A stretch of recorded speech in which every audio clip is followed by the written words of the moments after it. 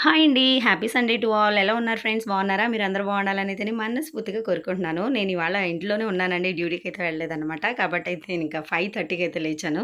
నాకన్నా ముందు మా అమ్మ అయితే లేచింది గానీ, ఒక్క పని కూడా చేయకుండా చూసారు గదా! కుర్చీలో చక్కగా దర్జాగా కూర్చొనుందనమాట. ఇక మన అమ్మలకి తప్పదు కదా! ఇంక నేనే చీపురు తీసుకొని చక్కగా తుడుస్తూ ఉన్నాననమాట. ఇంకా అందులోనూ గాలి ఎక్కువగా ఉంటుంది కాబట్టి చూస్తున్నారు గదా! దుమ్మనమాట. మార్నింగ్, ఈవినింగ్ తుడిచినా సరే ఎంత రోడ్డంతా కూడా దుమ్ముతో నిండిపోతుంది. అలాగే లోపల కూడా చాలా దుమ్మయితే వచ్చేస్తుందనమాట.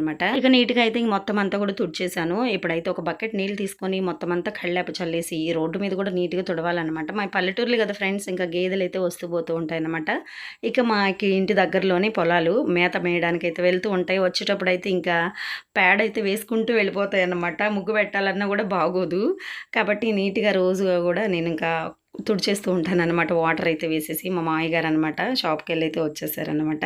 ఇక మా మామయ్య గారికి గూడా వంట అనేది రోజు గూడా సెపరేటేనండి. ఎందుకంటే కొంచెం హెల్త్ ఇష్యూ ఉందనమాట. కర్రీ గానీ, రైస్ గానీ అన్నీ సెపరేట్‌గానే చేస్తూ ఉంటాను.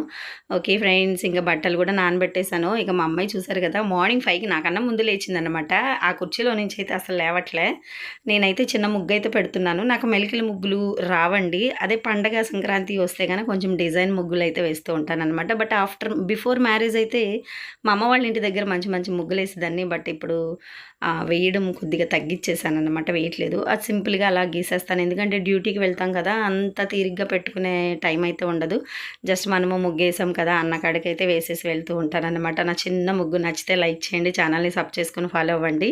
ఓకే. ముగ్గయితే వేయడం అయిపోయిందండి. ఇంకా మా గోడ కింద కూడా కొంచెం ప్లేస్ ఉంటుందనమాట అక్కడ. ఇంకా అక్కడ కూడా పెట్టేసేసాను. ఇంక ఇదండి మా చిన్న హౌస్. మా బొమ్మరిల్లు అనమాట. నాకెక్కడికెళ్ళినా సరే మా ఇంటికి రావాలి, మా ఇంటికాడ ఉండాలి అన్న ఆశ అనమాట.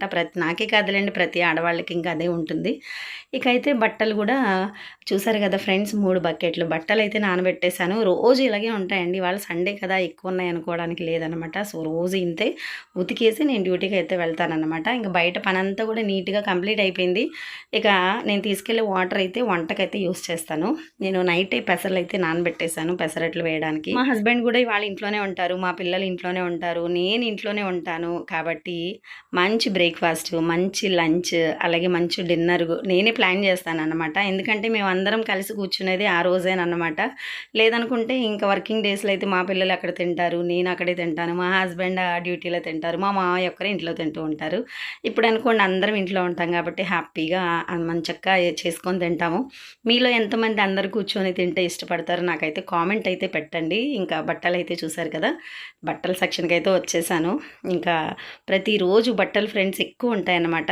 నేను బట్టలు గూడా రోజు ఉతికేస్తానండి. 2 రోజులకోసారి, 3 రోజులకోసారి అలా ఉతకననమాట. బట్టలుంటే నాకేదో పని ఎక్కువగా ఉన్నట్టు అనిపిస్తూ ఉంటుంది.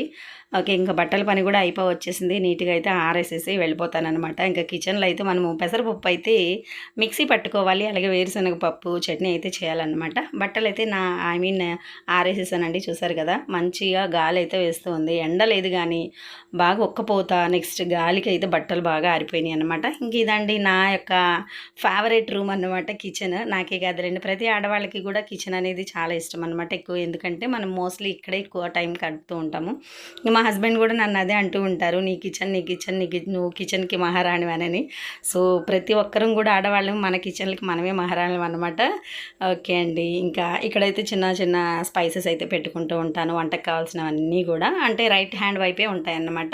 కర్రీ చేసుకునేటప్పుడు సో ఫాస్ట్గా తీసి వేసుకోవడానికైతే ఉంటాయి నాకు. ఇక్కడ మా అమ్మాయి చూడండి, హాలిడే కదా చక్కగా వచ్చి కూర్చుందనమాట. నేనైతే వేరుశనక్కాయలు ఇస్తున్నాను వలవమని, నేను వలవనని పక్కన పెట్టేస్తుందనమాట. వాదన్నమాట.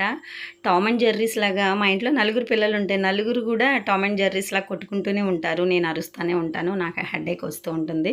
ఇంకా నన్ను చూసి మా హస్బెండ్ అయితే వాళ్ళని కామ్గా ఉండండిరా, మీ మమ్మీకి బాగోలేదని అంటూ ఉంటారనమాట. ఫైనల్గా అయితే చూసారు కదండి, ఇంకా పెసరపప్పు అయితే పట్టేశానన్నమాట మిక్సీకి. ఇంకా చట్నీ కూడా వేసేసాను.